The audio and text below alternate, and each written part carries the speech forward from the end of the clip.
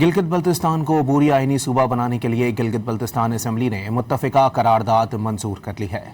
آپ کو یہ بتائیں کہ قرارداد پیپلز پارٹی کے رکن سید جلال علی شاہ نے پیش کی ہے۔ اسلام آباد میں 24 رکنی اسمبلی بنانے کی تجویز ہے۔ حفیظ الرحمان کا یہ کہنا تھا۔ گلگت بلتستان کو عبوری آئینی صوبہ بنانے کے لیے گلگت بلتستان اسمبلی نے متفقہ قرارداد منظور کر لی ہے۔ قرارداد پیپلز پارٹی کے رکن سید جلال علی شاہ نے پیش کی۔